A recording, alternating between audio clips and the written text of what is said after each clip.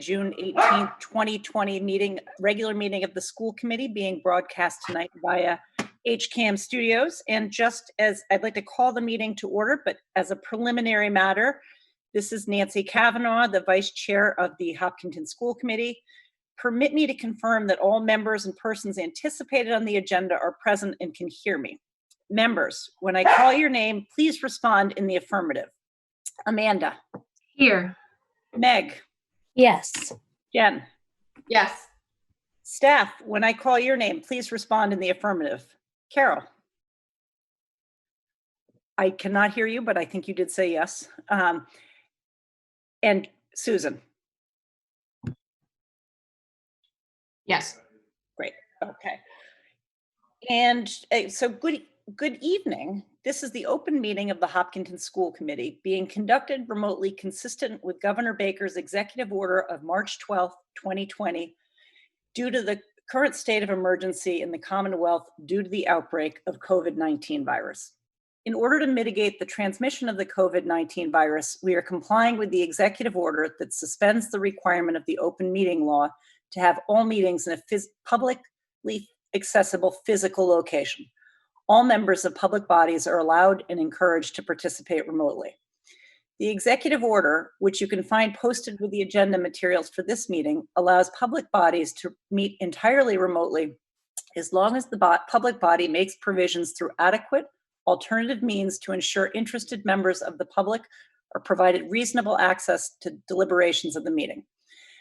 Ensuring public access does not ensure public participation unless such participation is required by law. This meeting will feature public comment. For this meeting, the Hopkinton School Committee is convening by the Zoom app and as posted on the town's website, identifying how the public may join. Additionally, the meeting may also be rebroadcast by HCAM through one or many of its channels or platforms. Please note that this meeting is being recorded and that some attendees are participating via video conference.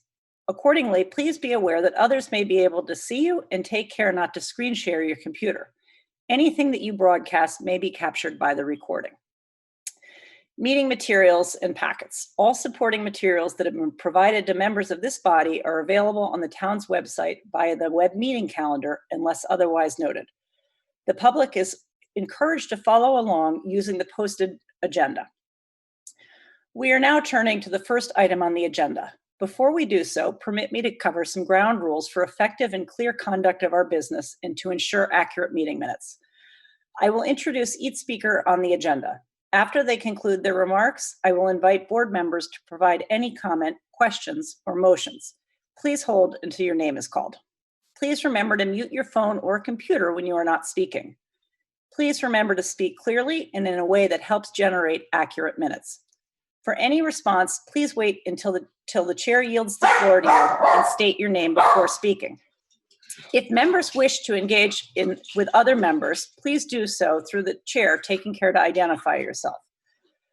For items with public comment, after members have spoken, the chair will afford public comment as follows. We have 2 public comment periods in this meeting, and they will come as if you follow on the agenda towards the beginning and the end.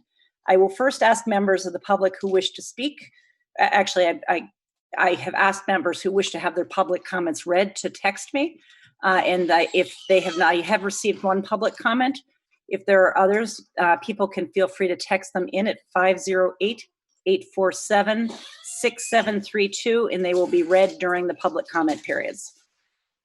Finally, each vote taken in this meeting will be conducted by a roll call vote. So with that, I'd like to turn to the first order of business, which is the Pledge of Allegiance. So I would ask those who are able to please rise and join me in the Pledge of Allegiance. I pledge allegiance to the flag of the United States of America and to the republic for which it stands, one nation, under God, indivisible, with liberty and justice for all. Thank you. So I will turn to the next item on our agenda, which is recognitions. And we do have 4 recognitions this evening. Dr. Kavanaugh, would you like to start with that? Surely. I'll actually start at the bottom of the list and move toward the top of the list. I do want to recognize Josh Hanna, who is one of the assistant principals at the high school. Mr. Hanna is leaving the high school as an assistant principal and moving on to be the principal of Franklin High School. He's been there for a very long time and has worked really hard and left his mark on the high school in so many ways. And I guess I really just want to wish him well and recognize all that he has done in the last 7 years. Mandy Lape is one of the assistant principals at the middle school, and she is moving on to North Grafton Elementary School, where she will also be an assistant principal in a K-6 school, I believe. And so Mandy too has left her mark on our middle school, and we are going to miss her very, very much. And we wish her well when she gets to North Grafton Elementary. And our 2 school committee members who are leaving. Would you like to take this one, Nancy? Or? Sure. So we have been really privileged as a committee to have been a group of 5 for the past 2 years, but really have benefited so much from the expertise of both Jen and Nina. And I think, I didn't know either one of you before you came onto the school committee, and it's been a pleasure to get to know you a little bit as people and see you in the community. But really, you've each provided so much insight and wisdom to the committee. I think one of the strengths of our committee is that people are coming from different places on the committee and able to provide different perspectives. Jen, your understanding of curriculum and all things policy has been particularly noteworthy over the past 3 years, just especially given your background, and have appreciated all the work you've done with policy and tirelessly plugging through for, is it all 3 years you did policy? That's pretty amazing. So thank you for that. And then Mina, who unfortunately is not able to be here, has also served beautifully over the past 3 years and has brought to light issues that weren't really brought forward before. And in the past 2 years, last year serving as our vice chair and this year serving as our chair, it's really been an honor to get to know her and to work with her and to work under her leadership this year. So I don't know if others have things they'd like to add to that. Sure. Amanda, do you want to go first or? Okay. It's been such a privilege to work with both of you, Jen and Mina, who I hope will listen to this at one point. I feel like each of us has very strong, invested opinions in all sorts of matters. And I think that's been a gift for the community to see us thinking out loud, and also to observe us experiencing moments of dissent and being able to soldier through those moments and continue as colleagues who are getting on. And I'm just grateful for your fearlessness and your strength and your investment in the community. I think both of you have been real assets, and I will certainly miss your presence, but I'm so thankful to have been learning from you.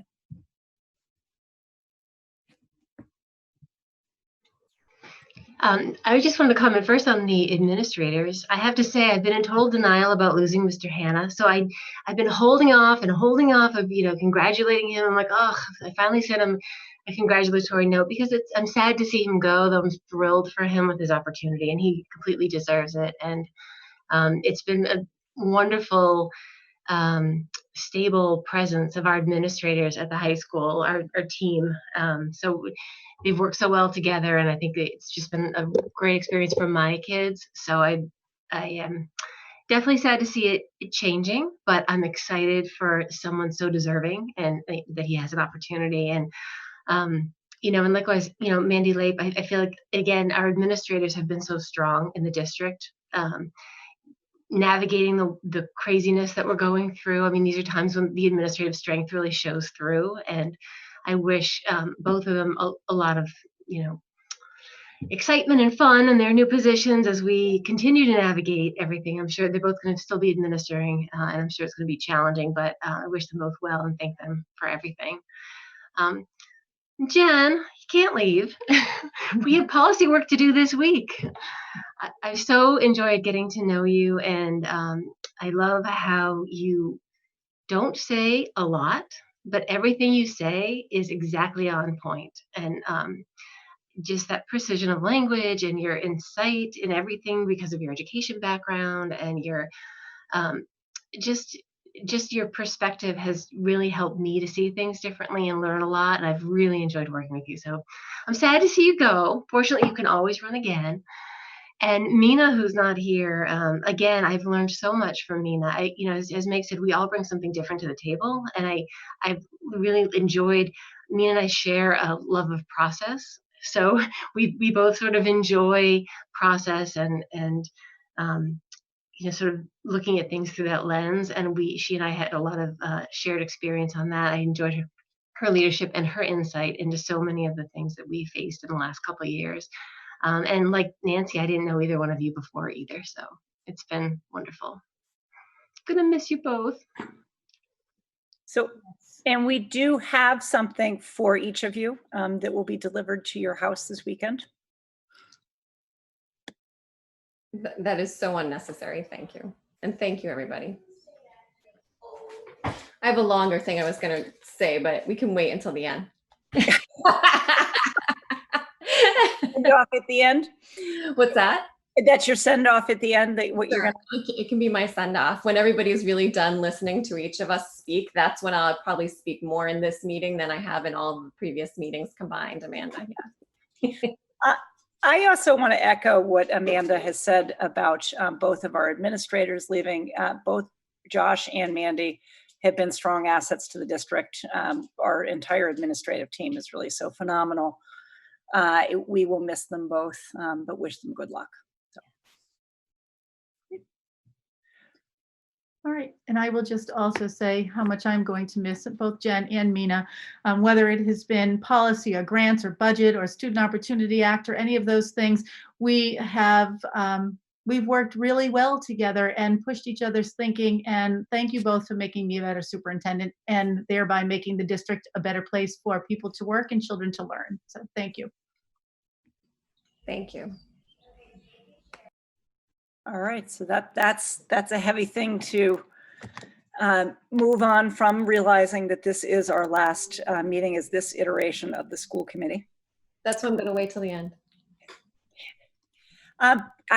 Unless anybody else has any other public comments that are not listed, if not, sorry, not any other recognitions not listed, I will move on to public comment. Okay. I did receive one public comment, which I will read, which is from Ann Beauchamp. And she said, I would like the school committee to recognize Juneteenth to commemorate the end of slavery. Would the school committee please urge administrators, teachers, staff, students, and families to take some time to learn more about the 13th Amendment and how far we have yet to come in our practices and policies, as well as the many contributions and successes of Black Americans. Thank you for your consideration. And I will just add, as a little add-on to her public comment, is that there is a Juneteenth in Hopkinton social media group, which is featuring, it just went live today, featuring some information on Juneteenth, and I believe there will be perhaps some sentiments for Hopkinton from Senator Spilka on there as well at some point. So Juneteenth in Hopkinton on Facebook for all those who are watching and would like to look it up. So that is all I have for public comments. I don't know if anybody received any by email that they'd like to share. Okay. Then that will move us into reports. Our first report is the superintendent's report. Dr. Kavanaugh. Okay, I will just take the screen.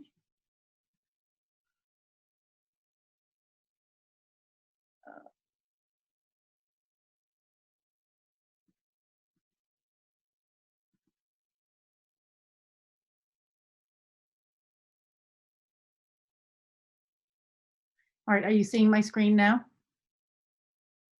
I assume you are. Yes. Okay.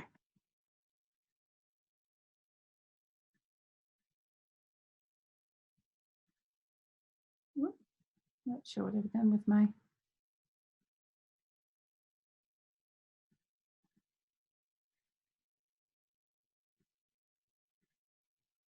Well, I might have to show it to you this way because for whatever reason, I'm not getting.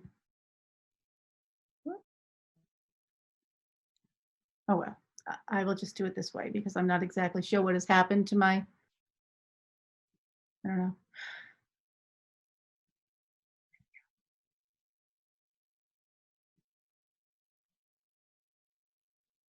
I probably don't need all of you there either. Okay, so here's the superintendent's report. I'm sorry for all of that. For June 18th, 2020. And as the banner at the top says, summer is here. Today was in fact the first day of summer vacation with school having ended yesterday. I would like to thank the class of 2020. If you haven't been by the high school, you really should go just drive through the parking lot and take a look by the front door. This is the class gift from the class of 2020. It is a really lovely granite structure, and when you are on the property, it really does just pop. It's absolutely beautiful, and it really changes, I think, the sort of lay of the land there.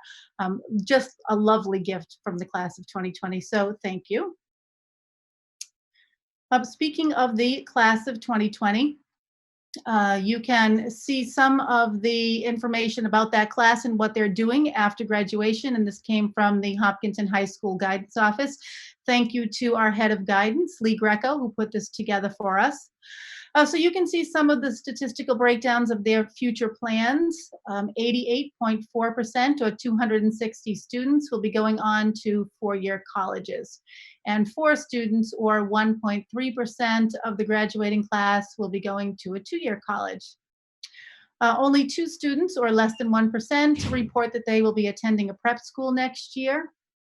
4.7% of our graduates, or 14 students, will be going on to full-time employment.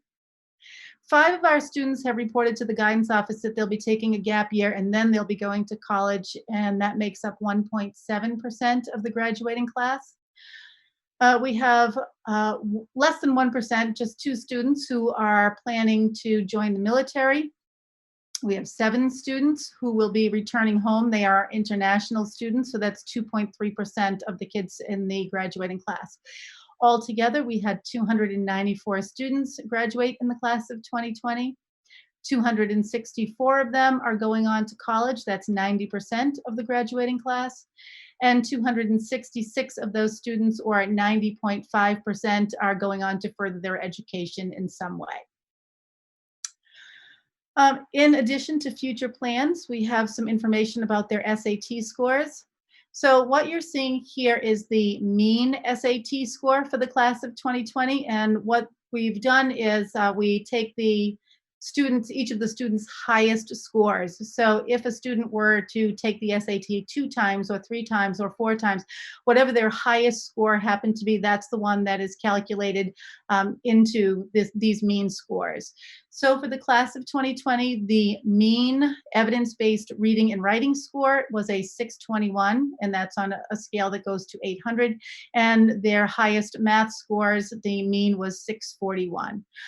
About 80% of the class of 2020 actually took the SAT at least once. And if you know these tests, a mean score of 621 or 641 is an exceptionally high mean score for a graduating class. We had several students who did very well on the National Merit Scholar Qualifying Test, and that test is actually the PSAT. We had 15 students who were commended students, 3 students who were scholarship finalists, and we had 1 student who was a National Merit Scholar. Those are, some pretty good numbers right there. I think that if you know about the National Merit Scholar results, having 6.5% of a graduating class land in one of those 3 categories is superb. And in terms of public colleges and universities, of the kids who are going to college this fall, 40.4% of the class of 2020 will be enrolling in a public college, and 19% will be attending a public college or university in Massachusetts. In terms of their SAT subject test scores, you can see again, this goes on a scale that ranges as high as 800. I'm really impressed with this class. If you take a look at the top 3 lines, you can see the students who have taken science SAT subject test scores. The top two lines are biology and the next is chemistry. So we've had 117 test takers, and all of those mean scores, 676, 694, 680, they're all pushing that 700 mark, which is it's pretty amazing for mean scores. We had two students who took physics, and quite clearly they both had perfect scores of 800. Our math scores are also very good, and if you take a look at math level 2, we had 49 students and the mean score was a 710. So overall at the high school, you can see a whole lot of strength in these subject test scores and a lot for the class of 2020 to celebrate. And before finishing, I'll just take a look at the ACT scores. So students they take tests in English, math, reading, and science. The ELA score is made up of the English score, the reading score, and the writing score. And the STEM score is made up of the science and math scores. We had 133 students who took those tests, and our composite score was a 27.6. And if you know about the mean composite scores nationally, it usually hovers around 2021. So you can see just how well the class of 2020 did in exceeding that 2021 mark in terms of their own mean score. And that puts them somewhere around the 80th percentile. So again, a whole lot for our kids to be celebrating, and you can see that it's an entire class that is doing as well as they have done. So that's it for our class of 2020. And now we move to the rolling parades that have been taking place throughout the district. At the end, the picture that you see at the top right is a proud preschool graduate in the class of 2020. And that parade was held last Friday at the Marathon Elementary School. In the lower right, you can see the Elmwood School. And if you're looking way in the background there, you can see that we have a teacher. It's Chris Basil, who is the PE wellness teacher, or one of the PE wellness teachers over at Elmwood. And she was just outstanding on that day. So I feel like I have to call her out here. She's wearing not a mask like most others, but she's wearing a shield and holding a sign that says, "Honk if you love PE." And she did get a lot of honks. So she's certainly a cheerleader for her own discipline. And then on the left-hand side, what I tried to capture there is on the sidewalk, just a really lovely goodbye Hopkins and go Hawks. So our Elmwood Eagles and our Hopkins Hawks, so many of them are moving on to their next schools. So there was a lot to celebrate in our schools this week. All right, this might be one of my favorite slides that I have ever had the opportunity to deliver. As you know, from March 10th on out, we have been delivering instruction remotely, and people will frequently say to me as superintendent, "How's your remote instruction going?" And I like to think that what we delivered was about the very best instruction that we could, given the fact that we were all navigating a pandemic. And our teachers, I think, really rose to the occasion. At the elementary level, they were creating these videos, and our kiddos were kind of watching these videos of text being read. And I know that our teachers really, really tried to be enthusiastic as they read some of these texts. And at the end of the year, we had students who created read-alouds and sent them back to their teachers. So the student that you see on my screen right now is Annabelle Rockhold. She's a second grader, rising third grader. And she sent this video in to her teacher, who is Beth Newton. And I bet I've watched this video, maybe 50 times. And every time I just love it a little bit more. And I'd show you the entire video, except that it would take a very long time because Annabelle has chosen kind of a lengthier text. So what I am going to show you, though, is the very end of her video. She's a kiddo who had shared a goal with her teacher of reading with expression this year. And I think that when you see her finish up this book, you'll see that not only is she reading with expression, but she is emulating the teachers who have read those texts to our kids from March 10th onward. So here is Annabelle Rockhold, and I am hoping that you love this as much as I have loved it.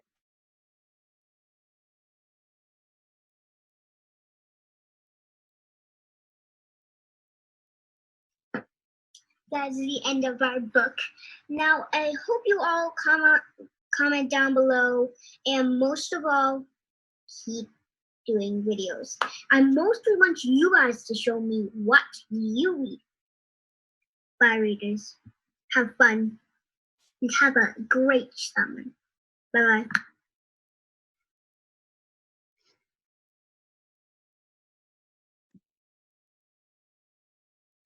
So that was our Annabelle, and part of what I think Mrs. Carver and Mrs. Newton and I liked so well about it is, she does exactly what the teachers would do. She calls her audience readers and says she wants them to answer the questions down below. And so she has really taken in what we have been putting out for remote instruction this year.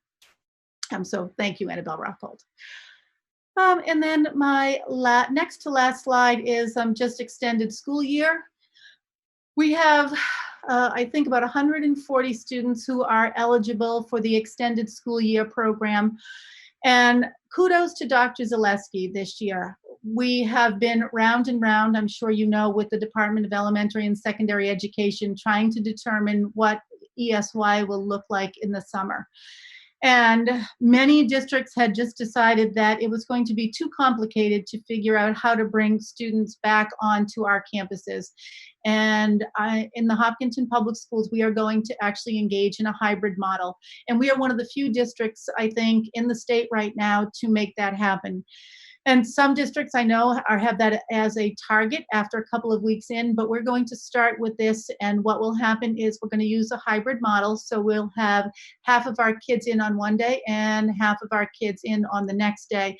On the off days, we'll be delivering instruction remotely. So a student might have face-to-face in brick and mortar instruction Monday, remote on Tuesday, brick and mortar on Wednesday, remote on Thursday.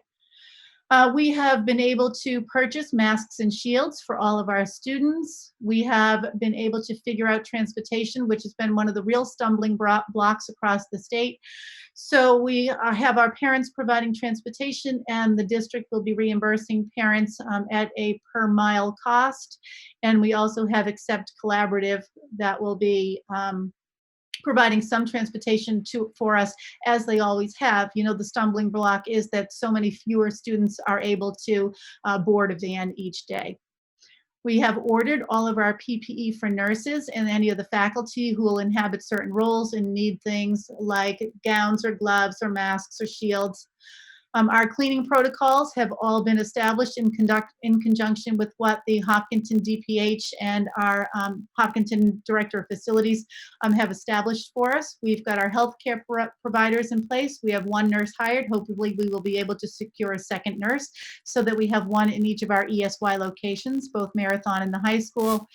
And in coming up with this plan for our summer extended school year program, we have followed all of the guidelines from DESE and our local DPH and EEC guidance. So we really feel like what we have put together is something that maximizes teaching and learning and is also puts our kids in a very physically safe location.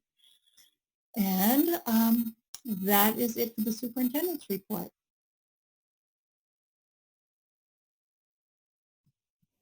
Any questions or comments? I just want to give a shout out to Dr. Zaleski and to Dr. Kavanaugh for creating this hybrid ESY model. I am so grateful I live in this town. I just think it's fabulous. And I think all of our kids are dying of thirst for the company of other children. So even in these socially distant, limited ways, I think it's just fantastic. So thank you. Yeah, certainly that, is something that Dr. Zaleski really did do the lion's share of that work, but she has really held all of us accountable, and there were countless meetings. When I tell you countless, I mean countless.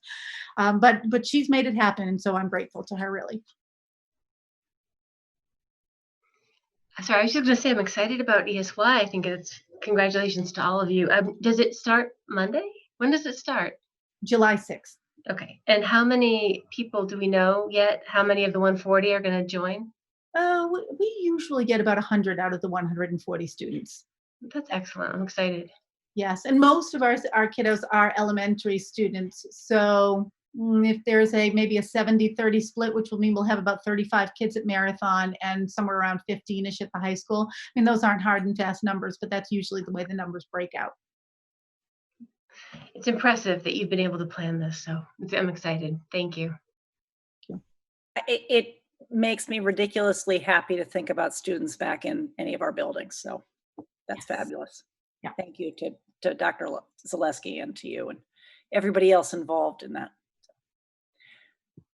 Yeah, that's certainly Kathy Bain, Tim Person. There are a lot of people. Dan Mazer. Yeah. Great. And I think this will be a year, summer school will never, ever have been so popular. You know, I mean, like years past, there may be a handful of kids who aren't all that jazzed about having to go to school in the summer. This year, they're going to be happy. They're going to love every minute of it. It's going to be great. But I also wanted to mention your photos of the parades. And I think in those recognitions, I was a little too self-centered there. And I forgot to mention how awesome we went to 2 of those parades. And the staff were just like out of their minds with enthusiasm. It was so nice to see all the teachers out there. You know, of course, Mrs. Bolello was in her full gear, like with the hair and the hats and the whole deal. And she was so excited. And, you know, it was so touching for the kids too. You know, you could see their faces light up when they saw their teacher. You know, and I'm not just speaking about my kids, but the long line of cars, you know, I know the traffic was a little bit of a nightmare, but it was just, to do it was so worth it. It just made it, I mean, those, you know, they were just so grateful for those 30 seconds in front of their teachers. And so thank you for making that happen. That was huge. It was all the building principals. They really just took it and ran with it, and it was amazing. Yeah. Great. I am sure there's not an orange or a green balloon for sale anywhere within 30 miles of Hopkinton. Or pom-poms. or bubble machines. That's great. Yeah. So if there are no other comments or questions, I will move into the school committee chair report, which is I have approved warrant 20-061. The warrant has been included in your packet. I have approved payroll warrant S20025, also included in your packet. Are there any liaison reports? So, okay, Amanda. Just super quick, the HOP Coalition is going to host next Friday night at the middle school a free Hopkinton movie night. And they will be putting out the registration form, I think, tomorrow. It'll be going out through all sorts of social media and whatever. You do have to pre-register, but it is free. It's a drive-in style movie. And it was just a way to get people together to do something fun in town, utilize some of the grant money. There'll be, I think, a little bit of like a preview of like I think a 2-minute message about the HOP Coalition and what we do. And then I think it's going to be Nanny McPhee. I'm not sure. But look for that on social media, and it's open to anyone in the town, really targeted for kids ages 10 and older. That's great. So I have one, which is the Turf Field Oversight Committee met yesterday, right? Yes, yesterday. And just going to open the fields back up for rentals over the summer. We do have some groups that are interested. It is nice that they're able to do so. So that's it for liaison reports. We did not have any office hours, so there's nothing to report there. So that brings us into items of new business. The first item is item A, the expense transfer request, and that's you, Susan. Thank you. So this is kind of a house cleaning for the end of year, and basically it just allows school committee approval, but basically to make sure that we are moving the funds to basically be the maximum benefit to the school district based on the appropriations. And, sorry.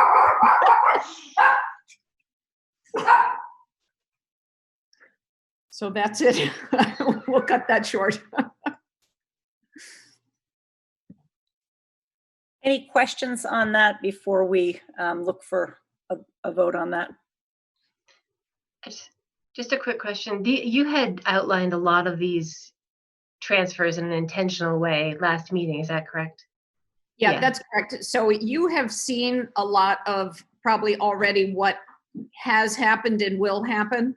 But as we get into the final 2 weeks of the school year, just making sure that, again, we're setting ourselves up to the best way to close 20, be ready for 21, and potentially stretch out to 22. So you're right. We have discussed this a lot in probably the last 2 meetings. Yeah, just for anyone who's watching who may not have remembered that. And I think what you showed at the last meeting just revealed so much thought that you put into how we can finish this year, but also prepare for managing next year and the year after. And so I'm fine.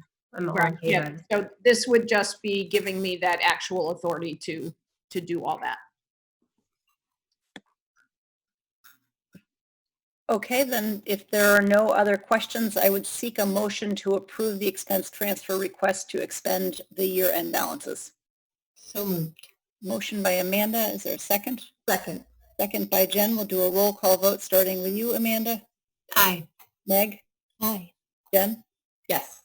I am also a yes, and so that passes. And that brings us into item B, which is the senior class gift. That's you, Karen. Okay, so you actually saw the picture of it. And so I'm hoping that the school committee will accept that gift because it will be very difficult to move. So I am requesting and recommending that the school committee accept the senior class gift from the class of 2020. Comments? So moved. Okay. So motion by Amanda. Is there a second? Second. Second by Jen. We'll start with you, Amanda. Aye. Meg? Aye. Jen?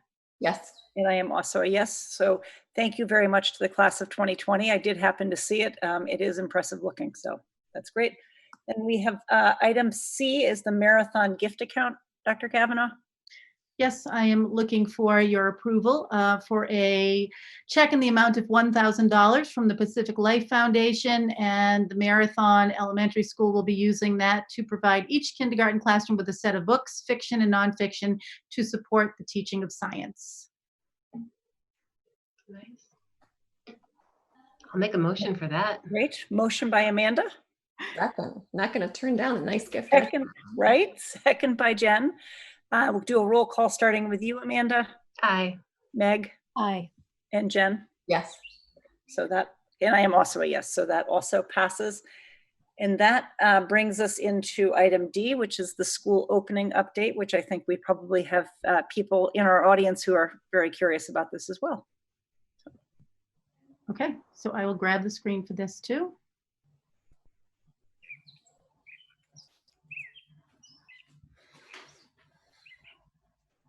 Okay. Yes, so I know there are people who are very curious about what's going to be happening with the 2021 school year and our reopening. And I have then put the question there, can you please tell us what's happening?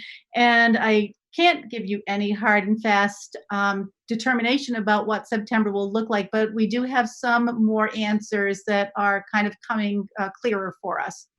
So I will walk you through some of these things. On the 16th, which was just a couple of days ago on Tuesday, a survey was sent out to parents, and that survey is now soliciting membership in our reentry advisory group. I'll go through the list of all the folks who are on there. So from central office, we will have our human resources director, Kim Polnick, our finance and operations director, Susan Rothermick, and the assistant superintendent for curriculum and instruction, Jen Parson, and Tim Person, who is our facilities director, and I. And then we have 3 building principals. We have Lauren DeBow from Marathon, Ann Carver from Elmwood, and Evan Bishop from the high school. We will have 1 educator from each building, and what we've tried to do with those educators is to really kind of put them into categories that might kind of drive their thinking. Like, would this be a person who has young children at home, and how would they be impacted? Or would this be a person who is an over 50 teacher, so there's more susceptibility to the coronavirus, for example. So that was sort of one of the tacks that we took in choosing our educators. We also have the HTA president and hopefully the paraprofessional president, because they will be very important to us in terms of taking a look at what we're asking our teachers to do if it veers at all from the typical teacher contract and paraprofessional contracts that we have in place. And we have one administrative assistant, and that will be an administrative assistant from the Hopkins School. The Hopkinton Director of Public Health, John McAuliffe, has agreed to be on this committee, and the Hopkinton Public Schools head nurse, Kathy Bain, has also agreed. We will be looking for one school committee member and one select board member. Right now, we have about 105 parents who have responded to this survey. And if there are other parents who tried to click on the survey and for whatever reason it didn't work, it worked for some and it didn't work for others, and we're not exactly sure about that glitch. But we do have 105 people there. If you are a person who would still like to fill it out, please do so, because I think we're going to close that tomorrow night at 5 o'clock. And hopefully we'll get about 8 to 10 parents. I know that that means that there will be about 100 parents who are disappointed that they weren't chosen. We just can't obviously have a committee of 100. And we have 2 students from Hopkinton High School right now. In your packet tonight, I did include the mission of the Reentry Advisory Group, and I will read through each of these bulleted items. So what we hope to accomplish is developing and implementing a townwide survey, and that will help us to determine needs around transportation, childcare, the scheduling of school days. I guess just thinking about this, one of the things that we would like to be able to kind of avoid in our school days is downtime. If you are familiar with what happens at the high school, for example, when kids have a study hall, they're kind of just wandering around the building, and that's really okay. They're working at some of the high tops, they're working in the cafeteria, and that's great, but it would be very hard to monitor safe and healthy practices. So scheduling will be important to us for that reason and for many, many other reasons. Transportation. What we first learned was that kids were going to need to have, seats in between them and 6 feet of distance between them on our buses. And when we looked at our 77-seat buses, that meant that we were only going to be able to put 17 kids in a bus. Now, obviously, that is not cost efficient in any way, shape, or form, nor is it efficient to actually transport our kids to school. That standard has been relaxed, and the last that I heard about transportation was that they were going to allow us to put our buses to 50% capacity. Again, that's a problem for us, and that's one of the tasks that that this group is going to try to help us to overcome. I mean, you saw how Dr. Zaleski was able to do it with ESY, but when we're talking about ESY, we're talking about 100 students as opposed to 4,000 students. So it's certainly a very different situation. We will take our guidance from the Town of Hopkinton's public health officials, and we will also adhere to the guidance of the Massachusetts Commissioner of Education. Clearly, safety, and whether that means safety around cleanliness, safety around social distancing, safety around students who or teachers or any employee who may have some kind of underlying condition. All of those things will be taken into very careful consideration when we put into place what teaching and learning will look like in the fall. As we create our school schedules, what we hope to do is maximize instructional time and address the unique learning needs of all of our kids.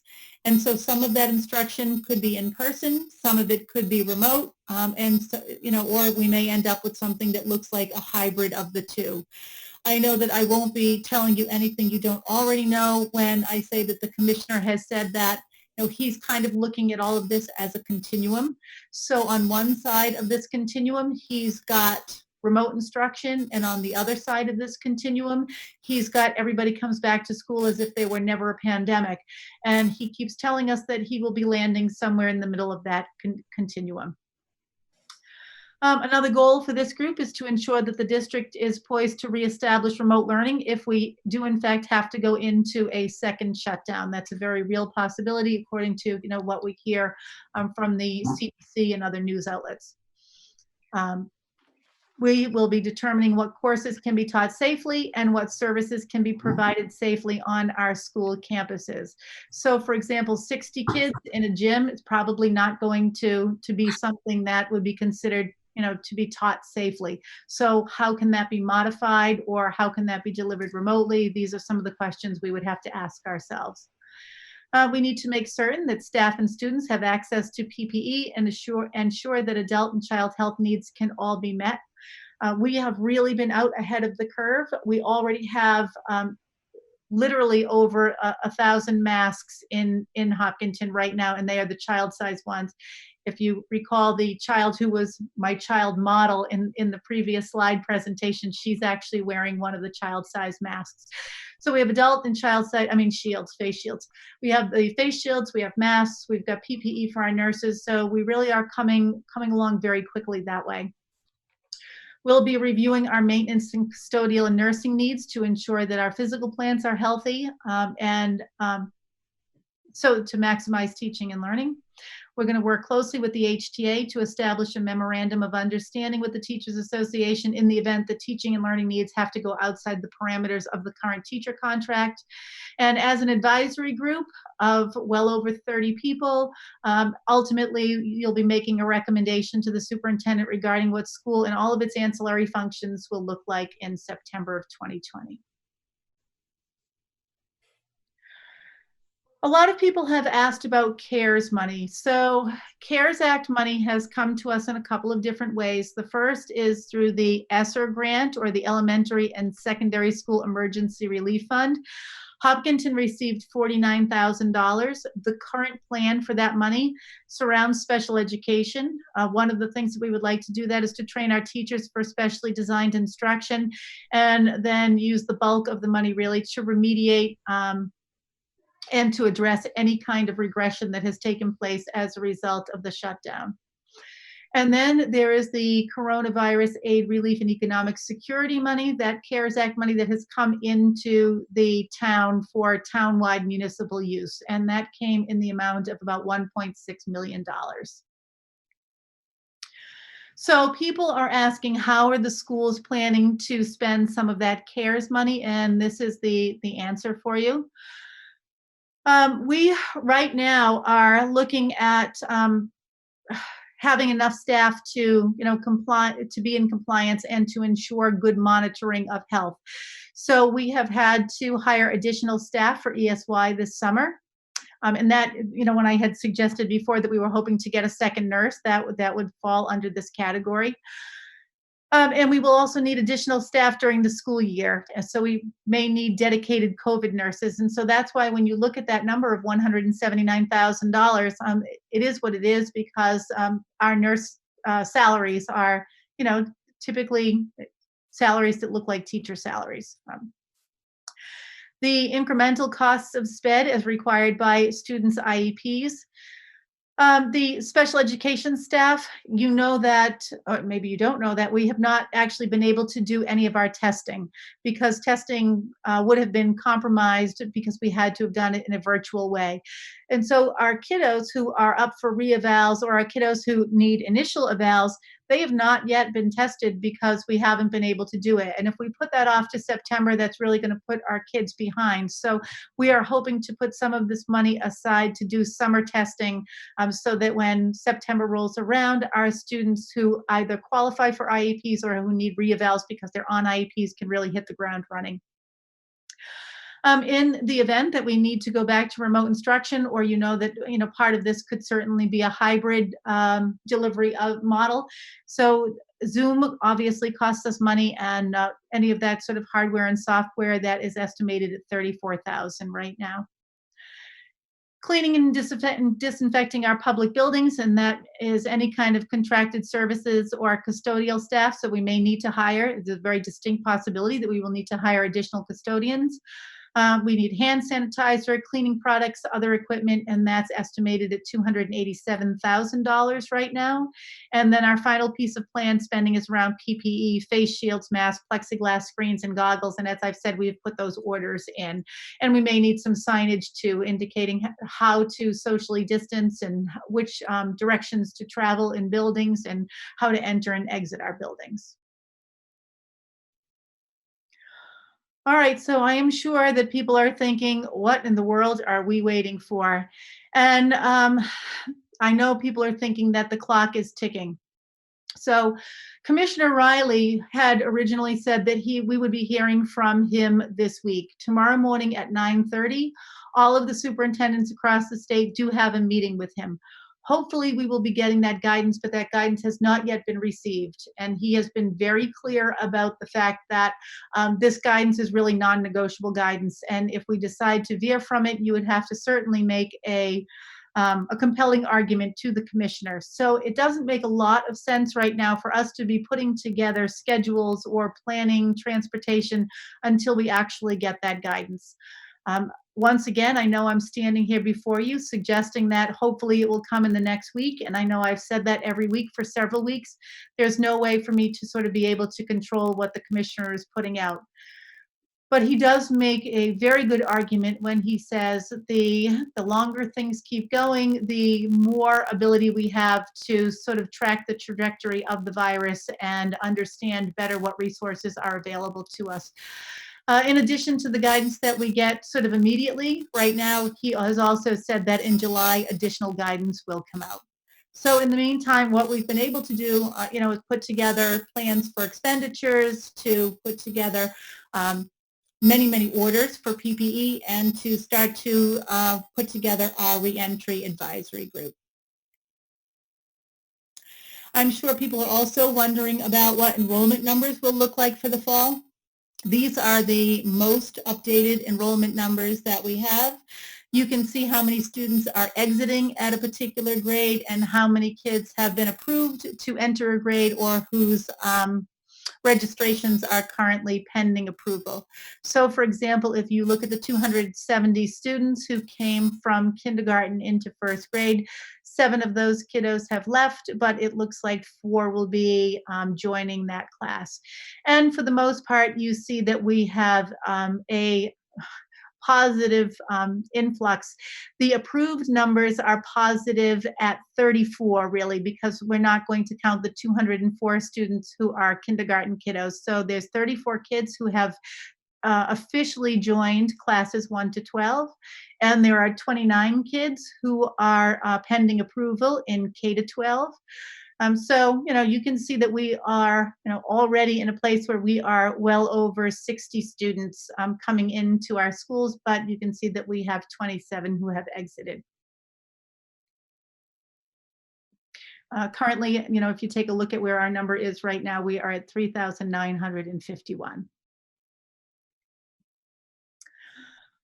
All right, and then I know that, in the ensuing days of the death of George Floyd, there has been an awful lot of community talk and school talk about what are the school's plans for dealing with diversity, equity, inclusion, social justice, and anti-racism when we get to September.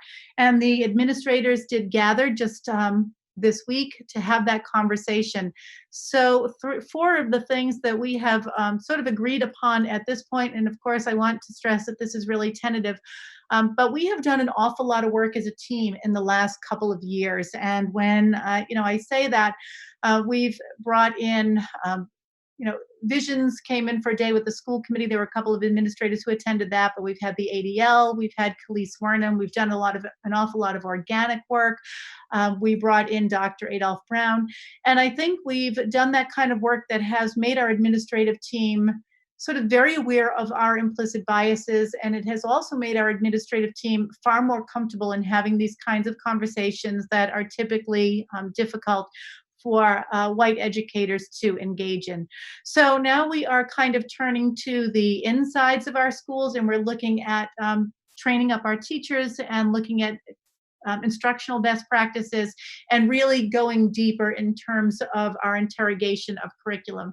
So what we'll be doing at all 13 grade levels is looking for entry points in all of our curricula across all of our classes where teachers can engage students in conversations, in coursework, in activities, in assessments that deal directly with diversity, equity, inclusion, social justice, and anti-racism themes. We will be even further assessing the texts that we are choosing in our classrooms, and I think we have moved the needle quite a bit that way, especially K to 5, but we acknowledge that we haven't moved it far enough, so we'll be continuing with that work. The third thing that we have committed to is the Boston Public Schools have something called Bright Spots. When they find teachers who are excelling in these areas, they highlight those folks and hold them up for emulation. And the fourth thing, I've been conversing with members of the community about the creation of a Hopkinton Freedom Team. And I am, for one, I'm very excited about this. The person who is sort of spearheading this has contact with Jamil Adams, who has done the same work in Natick. And I'll be chatting with the Natick Superintendent, Anna Nolan, about the kinds of work that they had done to get their Natick Freedom Team up and running. And hopefully we will be able to ally our efforts with those of the community and a more formalized plan connecting the schools to the community on these topics. And so that's what I've got for you about where we'll be in September. As much as we know, I have just shared with you. So I'm hoping to have more to share with the committee and the community in coming days. Any comments or questions? Could we take it in chunks? Like that was quite a presentation. Yeah, it was. I think oh my gosh, the first I guess going back to the advisory group, I just want to thank you for putting that together. I think we definitely need all stakeholders at the table, and I think it's absolutely necessary, and I'm thrilled that you're putting that together. I'm thrilled at the response that families want to participate.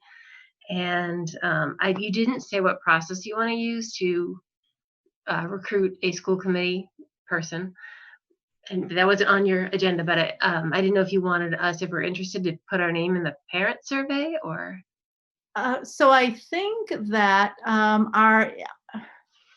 the under F, where we have from reentry advisory group, at that point I thought we should probably have a conversation about that.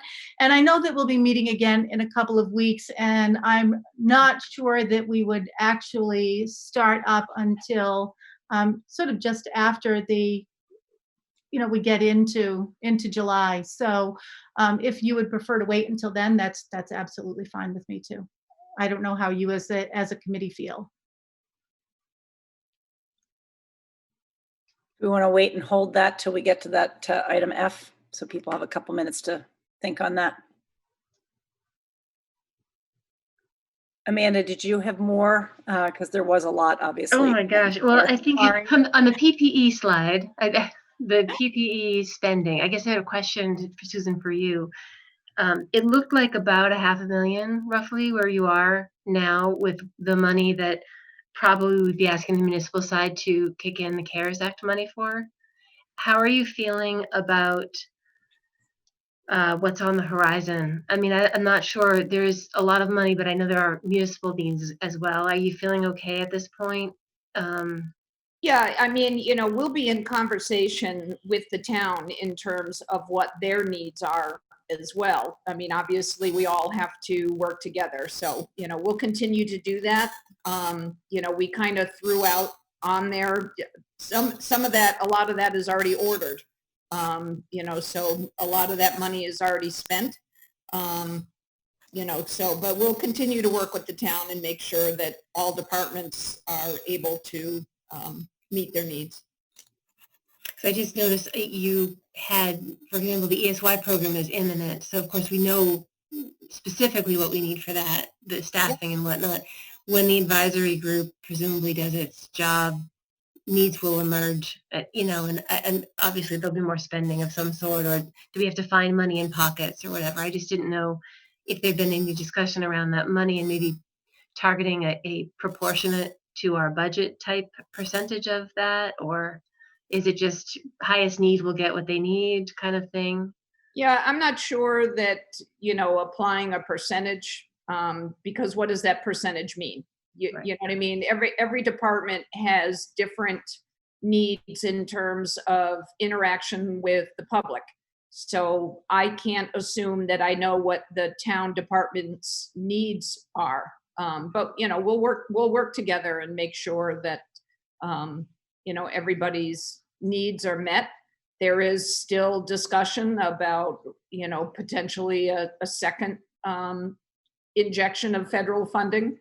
But I think they'll probably wait to see what schools actually look like and what does that first round of funding get and cover for communities, not just schools. So. Makes sense.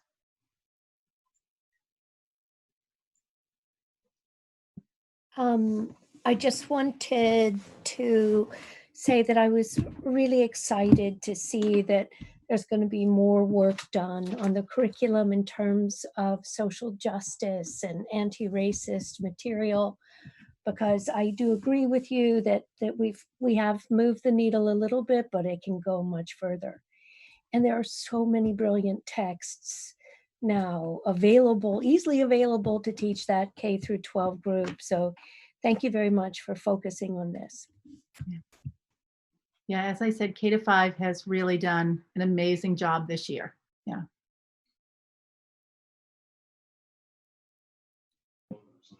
Okay.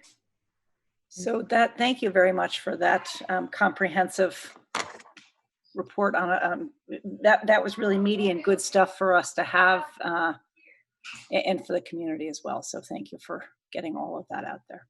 Yes, I will be excited when we get our guidance from the commissioner, because then I feel like we can really get moving. Yeah. Agree. It does feel like a lot of people have been sitting around waiting, and that actually, if there are no more comments or questions on the school opening update, I'm going to roll that nicely into the COVID-19 state funding piece. So I know that everybody on the school committee received from the Amherst School Committee Chair, Peter Demling, had sent out the school committee resolution regarding the COVID-19 state funding. And then I also received the same thing from the Mass Association of School Committees, and a parent as well had sent me the same thing.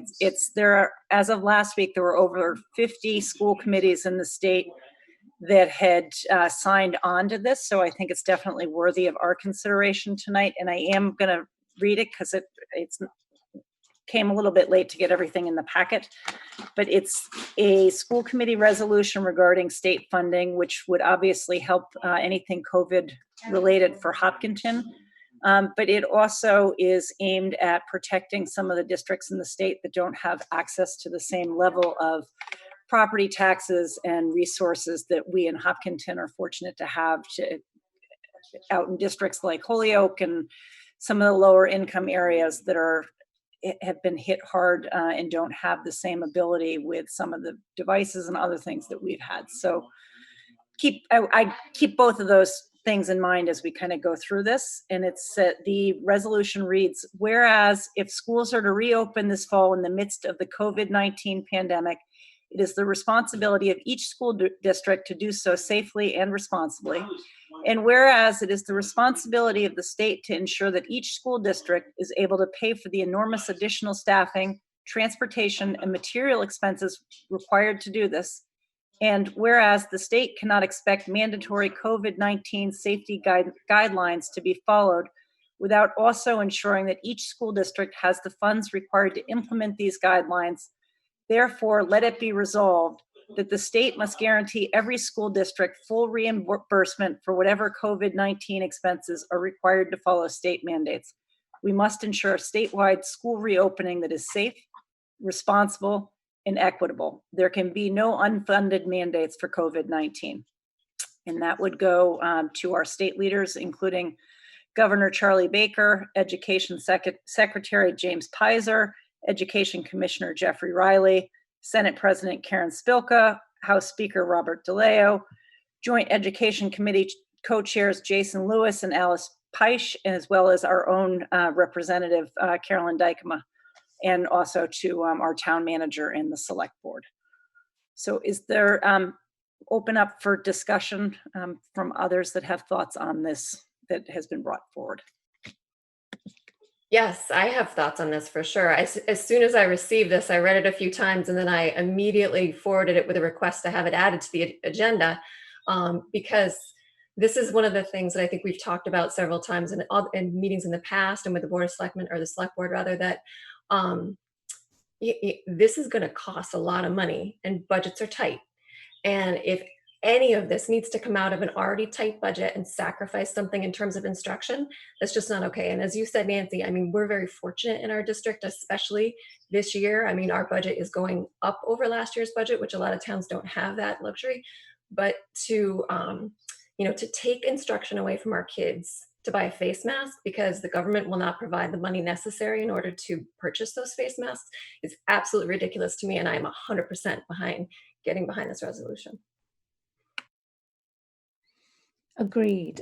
So do we need to take a vote on it tonight to sign it? So yes, they're looking for us to take a vote so that we can then forward it as something that we have resolved and pass that along to our elected leaders and officials. And then also, I do just want to add from our meeting or joint meeting with the Select Board that our state legislators are looking into getting additional federal funds to Massachusetts, but we want to make sure that we're able to get these into the hands of the districts to be able to fund some of these things. As Jen said, the idea of having to purchase masks and other stuff at the expense of education is not acceptable.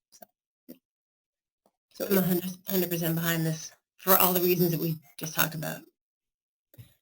I would like to make a motion that we actually agree to send this petition off to the legislators and state officials. Is it? Yes, good enough? that's perfect. So a motion by Amanda. Is there a second? Second. Second by Jen, and we'll do a roll call starting with you, Amanda. Aye. Meg? Aye. Jen? Yes. And I am also a yes, and it so passes, and I will get that out first thing in the morning tomorrow to the appropriate officials. So thank you for that. Thanks, Nancy. So that moves us into the next item of new business, which is item F, which is the reentry advisory group.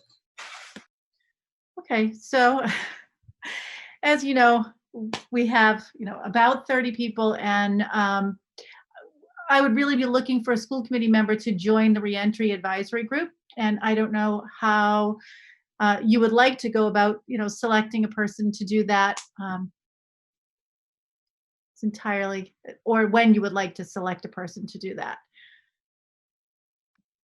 So you had said earlier that you don't anticipate this group starting before our next meeting on July 9th, I think it is. But would it be helpful for you to have the person identified ahead of time? It would, yes. All right. So I don't know how the rest, I'm okay with us selecting somebody that would be interested tonight. If other people feel like that's appropriate. I'm okay, and I'd be interested if no one else wants that. I'd be very interested. Any other thoughts? I am happy to. I would have done it if nobody wanted to do it, but I don't have any burning need to step over on that. I don't know, Amanda, if you had any thoughts. I mean, I'd love to do it, but I think it's really important. But I think it somewhat depends on maybe what Dr. Kavanaugh you want. What kind of mix of interests maybe that you're looking for, because Meg has a younger student. I no longer have students after this year. I'd love to do the research and the analysis and then work on the solutioning, but I understand that Meg has a specific child, can speak firsthand, which definitely helps too. Yeah, and I guess, from my end, it's Jen Parson and I actually went through and read the spreadsheet of all the 105 parents who had indicated that they would be interested today. And there is such a breadth of experience out there. So, some of the parents had said things like, I have a child who's, has a health issue, so it's important to me. Some parents said, I work in the emergency room. Some parents said, I work in higher ed, and we're going through the same process at the college level. So there are just so many people with so many different skills that, I don't know. Anything goes. Anything goes. Yeah. Yeah. Yeah. I think we've got a lot of things covered, is what I'm saying. Can I just ask that, is there I would assume looking to have a parent of a child on IEP or a special ed parent in general, just to bring that lens, because I think we're all aware the special ed population, our students with disabilities, have been impacted more significantly than many of their peers. Yeah, that is very true. And, we also tried to look across grade levels and make sure that we had parents who are there representing almost every grade level. That's great. So yes, I would say Each that school. having, Yeah.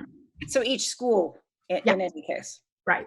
Yeah. I mean, I think that's one reason why I put myself forward to help represent the CPAC group and the students with special needs, because I know that there's been a lot of external conversation about this. And I think that's really important. And I think, because it obviously the kinds of how people deal with the PPE can be very different depending on your sensitivities. And so I think that's valuable. Yeah, and I think that there's this horrific phenomenon of public shaming going on, which I suspect will continue to go on. And I think the most vulnerable kids who might have difficulty with the PPE might be the target of that shaming. So it's good just to bring this out in the open and talk about it before it happens. If you want to do it, I mean, I don't know if you need an alternate, like if you get something comes up at BU, I mean, you could maybe be the rep and I could be an alternate. If you miss a meeting, I could cover for you. Yeah, that'd be great. And we're going through the same thing at BU too. So I have that in my head. That might be helpful. It may not. Right, so that sounds like a good plan, to have Meg be our representative and then Amanda as an alternate. Is that? That's great. And any materials, we'll just make sure both of them get. Great. Thank you so much. That's fabulous. Thanks, Meg. That's awesome. Really great. Thank you. Good. So that brings us down to old business. We don't actually have any old business listed on the agenda. So that brings us to public comment. I'm just going to double check to make sure I have not received any other. Oh, I do. I have a comment from Leah Battle-Rafferty, who says, I just want to say that I appreciate hearing the effort being made to increase the education of our school staff when it comes to both special education and diversity. Thank you to Dr. Kavanaugh and her staff for putting importance on this, even in the midst of having to deal with so many last-minute shifts in the schools due to COVID-19. So thank you to Leah for that. And that is all I have for public comment for this evening, which brings us up to future agenda items. Are there other items that we want to make sure we put on the list for the future that have not already been kind of put in our queue of things that we want to bring up? One, I will say that I did not bring forward, I'm sure you guys saw also, the MASC had a comparable resolution regarding anti-racism, and it by the time I got it from the MASC, it was too late to add to tonight's agenda, but we could certainly look to discuss that in the future. Yeah, that was one that I was going to say too. I mean, just if maybe we can look at that and then look at our own operations and what we do as a school committee, both to increase, we can talk about it, I guess, when it's an agenda item, but I think it will be an important agenda item to maybe look at the MASC statement and reflect internally a little bit. I agree, to reflect internally and see, what additional or anything that makes it fit just right for Hopkinton. Right. All right, so I just wanted, just in terms of pause, I think there was something else that Jen, you maybe had wanted to say before do you want to wait until after we can do the items by consensus and then come back to you? Sure, do the items by consensus, sure. Okay, so Dr. Kavanaugh. Okay, as superintendent, I recommend the school committee approve the items by consensus as outlined in your agenda. So moved. So motion by Jen, second? Second? Second by Amanda. We'll do a roll call starting with you, Amanda. Aye. Meg? Aye. And Jen? Yes. And I am also a yes, so those all pass. And I will give the floor to you, Jen. Thank you. Thank you. So, in the spirit of Mina, I came with a prepared comment that might take me like 3 or 4 minutes to get through. So I just want to, if Mina happens to be watching, to let her know that I'm trying to pick up the ball for her in that regard. But I did have a couple things I wanted to say. To all my colleagues in the school committee, it really has been an incredible honor to work with such a dedicated group of people. I think our backgrounds and our beliefs are very diverse. And we most certainly, as Meg mentioned earlier, did not always see eye to eye, but you all have really driven home for me the importance of decisions by committee and the power of debate and face-to-face conversation, even if it's computer face-to-face, to really establish the best course of action given the information we have available to us. Mina, you, if you happen to be watching, have always been willing to ask questions I didn't even know I had. And Nancy, you have this incredible ability to convey in writing the true sentiment of the committee. I mean, that ability is second to none. Meg, your passion for equity is really evident in everything you do and say. And Amanda, your analytical mind and organization have so often forced me to see things in ways I would never have come up with on my own. So knowing that the three of you will carry on in the next year really leaves me with just the highest level of confidence that regardless of the challenges that we will most likely can count on will be there over the next several years, our district is in really good hands. And so along those lines, I'm also so grateful for the astounding triad of leadership, Carol, Jen, and Susan. I'm pretty sure the work ethic of you three pretty much leaves the rest of us in the dust. Carol, you had some very big shoes to fill in Kathy McLeod, but you have done it. And I distinctly remember speaking with Kathy about you before you were hired. And she said to me in no uncertain terms, she said, Carol is ready for this. And she could not have been more right. And you didn't mess with Kathy when she said stuff like that. You said, okay. So together, Jen, Susan, Carol, you three have led and continue to lead the district through what could arguably be the biggest challenge ever in Hopkinton Public Schools history. And in all of you, I have complete confidence we will come out just fine on the other side. I also just wanted to quickly say thank you to our principals, Evan, Alan, Vanessa, Ann, and Lauren, and their teams, because your work, not just in building leadership, but also presenting to the committee your school improvement plans and presenting to the committee about the challenges, but also the celebrations of your students.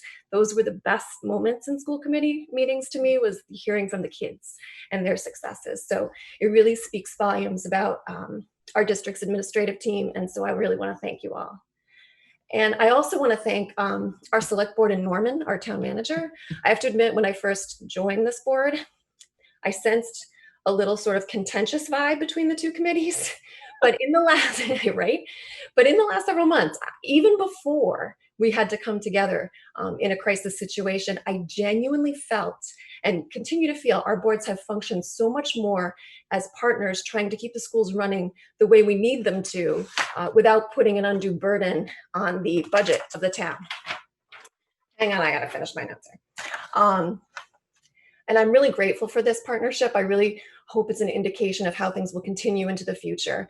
And I'm wondering if maybe we can partly blame this on the good vibes from our newish CFO, Tim O'Leary, and Susan Rothermich, who's sort of come together and really have helped us really parse out the budget. So thank you. And also thank you to Tim for helping me understand just a teeny bit better the ins and outs of municipal finance. I know it's long, hang in there. I'd also really like to say thank you to the members of the Growth Study Committee and the Elementary School Building Committee for their dedication and their expertise. They were all an incredible honor to work with. And I've learned so much about the town's history, which I think really fuels and helps when you start thinking about the schools, when you know the history of the town. Things I would never have learned had I not been a part of those groups. And three other folks who I cannot leave out. Tim Kilduff, whose dedication to the schools just warms my heart, and Georgette Wagner for her sort of behind the scenes work, help with policy, help with meeting minutes, and Bob Hamilton here, who I sometimes can't believe he actually keeps coming back. I mean, there were a few meetings that went until midnight, and Bob was just sitting there quietly chugging along, pushing the buttons, looking at the lights, turning the knobs. So thank you for keeping us on the air, Bob. It was great. So lastly, I have to thank my family publicly. being on this board has definitely been a full family obligation and commitment. My children, had to give up nights of books and, snuggles when they were very young. And my husband was forced, sort of, to take on kitchen duty and taxing the kids around and, all of this so I could attend these meetings. And he also had to let me vent perhaps after an occasional meeting. So I think that, I really have to thank them for their patience and their understanding. I am really humbled by how much I have gotten out of the last 3 years. It does make me sad to leave. And I'm really humbled by how many people in Hopkinton I've met who are so dedicated to the town and to making it as good of a place as it can be to live, which is just an amazing place to live. I hope that I was able to give back even a small portion of what I got out of being in this position. So as I step back, maybe for only a couple years, we'll see, but I don't want to make any promises. I just want to thank you all again. And to anybody I left out, please forgive me. Thank you for everything that you've done over the last 3 years. And I hope everybody has a healthy and safe summer. Devlin out. Thank you. For a minute, I thought you were going to click us off altogether there. You muted, so we're not hearing you. That's probably the best way for me to go out. So with that, there's nothing else that could possibly top your thoughtful remarks. We will, I will seek a motion to adjourn. Can I do it? Can I make this motion to adjourn? This is all you, Jen. Thank you. Motion by Jen. Is there a second?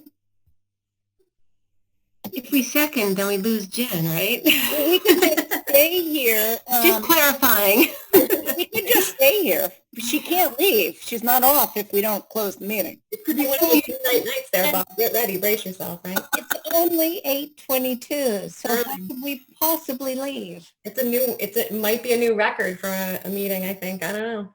Okay, let's take it. All right, second. Okay.